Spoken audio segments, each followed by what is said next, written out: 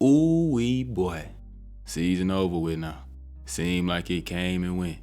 Listen, I hate to come on here and continuously, constantly speak on Bryce Young, but how could I not? I've had very little to be happy about as a Panther fan over the past now 8 years. The city deserves some. Last had left off after that tragic Bucks loss, so to quickly do this.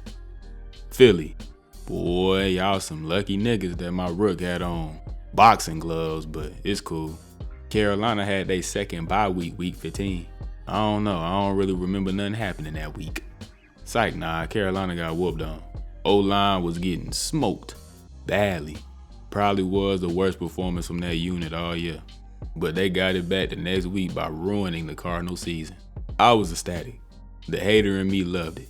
It was a marvelous effort. One of them ugly Johns that help you learn how to win. Multiple key players then proceeded to either hit IR or just not play due to injury. That nigga Dan Morgan seen Abdul Carter completely eviscerate SMU and knew that some business decisions had to be made. I am not fooled. The Tampa Bay Buccaneers went on to completely fondle this team. I had turned it off by halftime. Did not need that negativity. But the season was closed yesterday in a fantastic way, shutting the door on Atlanta's season. I honestly been on cloud 9 the past 26 hours. Now, all the games we just ran through, with the unfortunate exception of the Dallas game, have something in common. Bryce Young was excellent and capped off his remarkable turnaround week 18. The Falcons got shredded. 5 touchdowns? My nigga was throwing lasers. Had a couple running tutties. I genuinely almost shed a tear. The run Bryce went on since returning as the starter has indubitably solidified him as this team's starter moving forward. Any takes suggesting otherwise are completely idiotic. As alluded to in the title, Carolina realistically has a whole lot to address moving forward. Not QB though. Skill positions. Even though I do love the youngins, ideally will get some more attention, as does every position on defense. All of them. That aside for now, there's something else I would like to discuss. It's been on my heart a few weeks now, and with his season having had come to a close by being sent to IR, I think the time is now.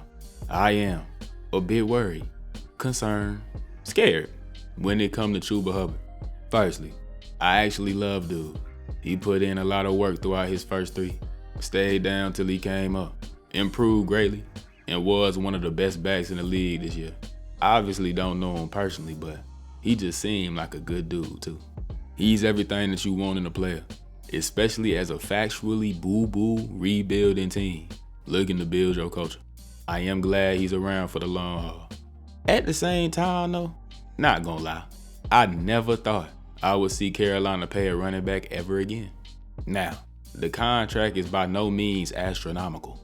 It really is kind of a bargain for the type of player we are discussing. Nor did Chuba see the usage to the level of the great Christian McCaffrey. But that in and of itself ain't saying nothing. Carolina ran that white boy straight to the ground, treated him like a slave. He played every snap, almost touched the ball every play. They made sure he was a part of history. So it ain't nothing like that. But even still, Chuba did play a lot of snaps, 4th most through them first 16 weeks, and accounted for the 2nd most something when it came to backs, only behind Kyron Williams. I really hope I can find whatever stat it was, but I probably won't. He was a workhorse this year, a real 3-down guy too, cuz he is an excellent blocker, boy, I ain't lying. You add on the very unfortunate injury to Jonathan Brooks, the doo-doo-ness of Miles Sanders, even though his return game was pretty solid. Either way, the Carolina rushing attack this year was a one-man show, and that terrifies me, fool. I don't want to see another good running back get rammed into the ground, especially for nothing. So, I do believe the position is another that must be addressed in the offseason. Luckily, running back one of them you really ain't got to pour a crazy amount into to find something, especially just a nice little backup. Again, I love Chuba, and I do think keeping him around was for sure the right move. I just pray every day and night for his health and longevity. What else? Them Cardinals and Bucks game got me needing to say something. Look, bro, the geezer of the team, actually, has caught his share of flack, mainly because it seemed as though he moves in slow motion. but that nigga is still the best pass catcher the city has, and he should not be allowed to leave under any circumstances. He must retire here, sorry. He probably run him a 5-second 40 at this point, but still manages to take the top off the defense. And Bryce done actually started to hit on them downfield throws. Man. Also, David Moore, I personally like him back in the city next year cause Twin be making some timely plays. Now I do know that he probably gone, so all I ask is that he gets some of the recognition he deserves. Numbers ain't no D or nothing, but him and Bryce absolutely have a good connection. Lastly, I want to talk about Xavier Leggett. Was year one the best? Nope. Especially not when you see 3 rookie receivers surpass 1,000. Including somebody that went after XL, I'm knowing.